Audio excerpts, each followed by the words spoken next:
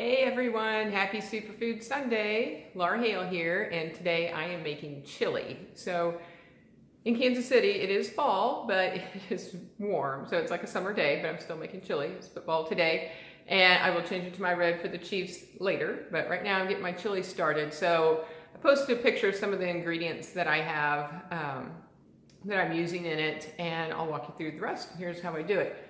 So I've already, I'm making like a double batch because I'm going to can my chili, what's left over. So I've already ground my meat, and I am using lean ground turkey. You can use any kind of ground meat you want. You could do, lean ground beef. You can mix beef and pork, beef and turkey, any combination. Some people even use cubed meat, which is more like the Texas style. So whatever your favorite kind of meat is. So again, I'm doing double. So imagine this in a smaller pot and half of what I have here. But I've ground my meat, and then what I like to do is season as I go. So I cut that large onion that I had, and I diced it up, and then I put some of it into the pot, about a half to maybe 2/3. I put in the pot with some olive oil and salt, and then I cooked that down until it was soft. And then I added the meat and I browned that. And then I'm going to add my spices. I also add a little salt to the meat. So you need to flavor as you go, and then you'll taste it later and make sure that all your seasoning is good. So then I'm gonna, remember I use, I buy my stuff at Sam's, so they look big, but so I'm gonna add in black pepper, and I'm seasoning 2.5 pounds of meat here. And like I said, I will test it later by tasting it and seeing if it meets the way I feel it should taste.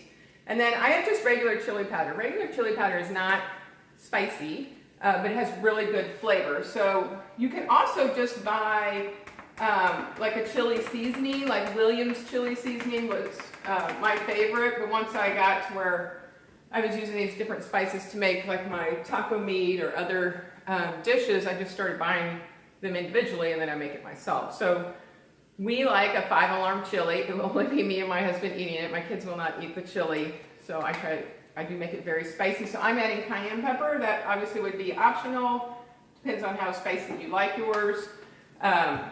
We went through a phase where we tried to make it where our daughter could eat it, so I tried to tone it down, and it never was toned down enough for her, but it wasn't spicy enough for us. So we're back to just making it for us, and maybe one day she'll like spicy food. She always tells me, I will one day, I'll like spicy food. It's okay if she doesn't, we do. And then I'm adding cumin, so that was garlic powder. And then this is cumin. This has become one of my favorite spices over the last couple years. It really has a nice flavor to it. And then I'm gonna add a little bit of crushed red pepper flakes. Again, optional, depends on how you like your chili. And then you're going to want to stir that together. And what you're doing is you're really flavoring the meat in this part of it. I'll add more of those again to the chili, but I want the meat to have flavor as well. So you're going to do it in layers, basically building the flavors of your chili.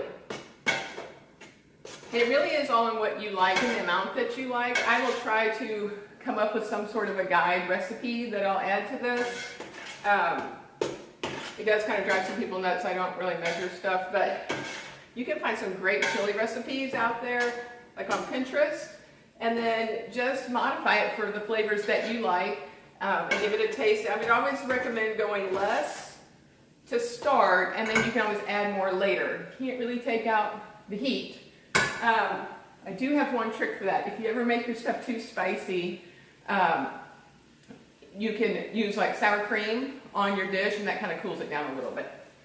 It also tastes really good, and as you've heard of me in other segments, I use plain yogurt. And every once in a while, Ava does ask me, is this sour cream or is it plain yogurt? But she heard me one day. Okay, so that's cooking. Meat looks really good. Like I said, this would look good for a lot of recipes, so you could do different things with it here. I'm going to go forward with my chili. So since I'm making such a big batch, I'm adding in a large can of chili beans, and ours are the hot beans. I still buy these from the grocery store. I haven't quite tried to tackle making these myself, but I like the flavor that they have with them. And I don't like a ton of beans in mine, so this isn't too much for the amount of chili that I'm making. People have different preferences on the meat to bean ratio, so again, play with that till it fits what you're used to or what you like in a chili. There's a place in North Kansas City called Paul and Jack's, and it's interesting because you can get chili a whole bunch of different ways there. With beans, without beans, extra grease. I'm not sure how they do that, but everybody really loves their chili that eats it there. So now I've got my beans added, and then I'm going to add, I use Rotel tomatoes. These are just the regular Rotel, so it's diced tomatoes and green chilies. And I put in the juice with it, and I'm doing 3 cans because of the size. And I do like a lot of tomato in my chili. And this is going to cook, well, for dinner. So it's going to be quite a few hours. So the sauce is going to thicken up, and the tomatoes are going to really break down. You won't see too much of that because they're smaller.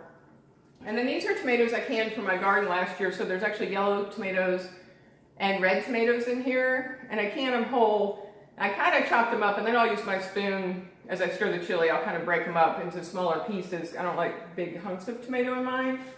But then I'm adding those in, and it kind of gives it a different color with the yellow. We haven't done that before, but we had a lot of yellow tomatoes last year, so we thought it would be interesting. So adding 2 jars of that. And if you wanted to add less tomato, but you still wanted it to have a good sauce or amount of sauce, I had broth. I had chicken broth to mine. If I need extra sauce and I don't want to add any more tomato to it. Okay, and then this is the fun part. So when I talked about building in layers, so I did the onion by itself first, and I added in the meat to that. And then in this bowl, I have the rest of that onion.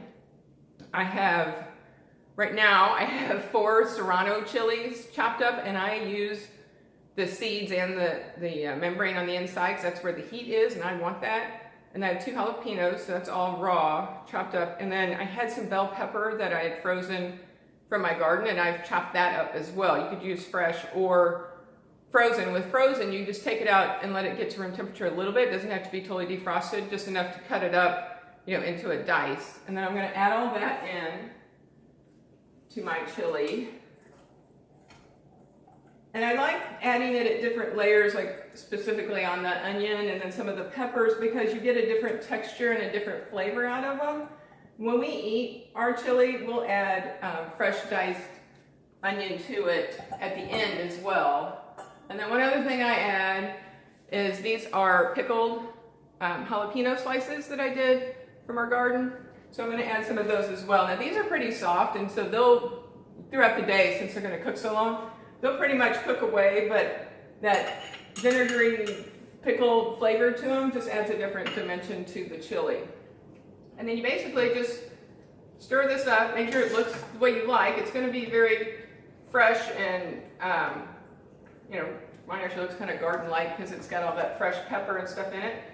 And then I'm going to taste the juice and make sure it tastes like I like. And I'm going to put a lid on it. I'm going to put it on a low simmer, and I'm just going to stir it periodically so it doesn't stick to the bottom of the pan. I'm going to let it cook probably till around 4:30, 5 o'clock, and then we're going to have chili for dinner. And then tomorrow I'm going to can up whatever's left over and put that in my pantry. So I'd love to hear what kind of chili recipes you guys have. Give it a try. Post some pictures of yours or put your recipes in the group as well. I'd like to try different flavors myself, and let me know how it goes. Have a great Sunday.